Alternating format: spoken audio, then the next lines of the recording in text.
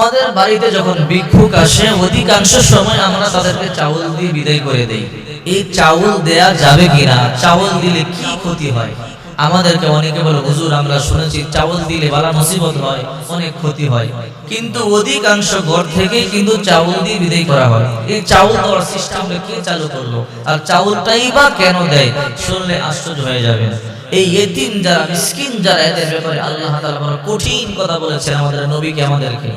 আল্লাহ পাক রব্বুল আলামিন বলেন, ফাআম্মাল ইয়াতীমা ফালা তাকহার ওয়া আম্মাস সাইলা ফালা তানহার।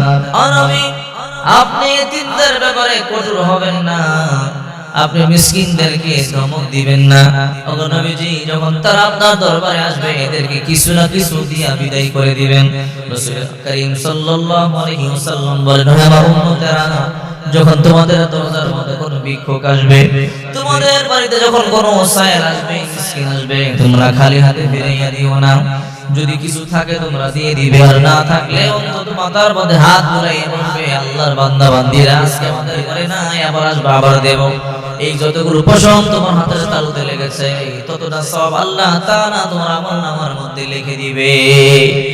যখন আমাদের ঘরে অনেক ভিক্ষুক আসে তখন আমরা অধিকাংশ সময় তাদেরকে চাউল দেই। আবার যাকাতের সময় দেখা যায় আমরা লুঙ্গি দেই, পাঞ্জাবি দেই, কাপড় দেই। এগুলো দেওয়া জায়েজ কিনা? অথচ যাকাতের মাল আপনি দিবেন একটা গরিব মিসকিনকে, তার কল্যাণের জন্য, তার দুঃখ দূর হওয়ার জন্য। এখন আমাদের সমাজে দেখা যায় অনেকে কাপড় দেয়। এই যে যাকাতের কাপড় দিলেন, তার ঘরে তার বাচ্চার দুধের প্রয়োজন, তার বাচ্চার ঔষধের প্রয়োজন, সেই কাপড় দিয়ে কি করবে?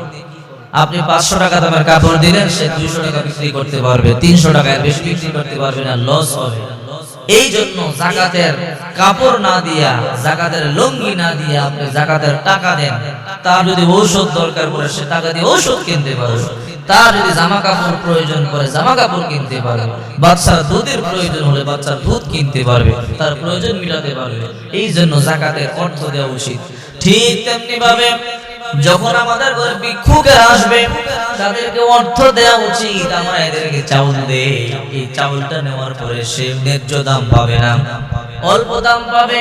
অথচ আপনি তাকে ভালো চাউল দিলেন, কিন্তু সে কম দামে বিক্রি করে দেবে, কিন্তু সে পরিপূর্ণ দাম পাবে না।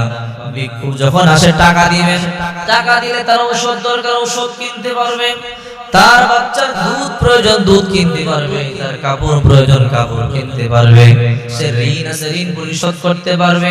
আপনি তাকে চাউল দিলেন, এই চাউল সে কম টাকায় বিক্রি করবে, কম টাকায় বিক্রি করবার পরে তার টাকা কমে যাবে।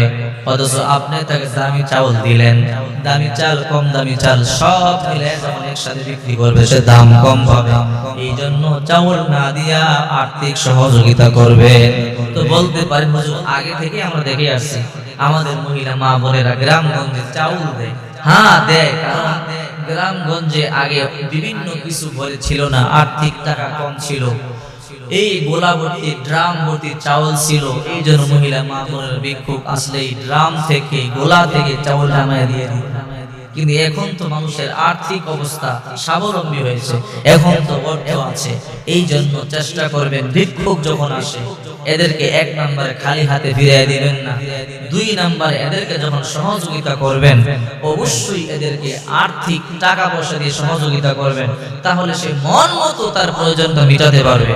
আপনি চাউল দিলেন, এই চাউল সে কম দাম বিক্রি করে ন্যায্য মূল্য পাইল না, আপনারও লস হলো, তারও লস হলো। এই জন্য যখন ভিক্ষুক আসবে এদেরকে অর্থ দিবেন, এই অর্থ সে তার প্রয়োজন মোতাবেক খাটাতে পারবে। এই সঠিক বুঝগুলো যেন আল্লাহ আমাদেরকে দান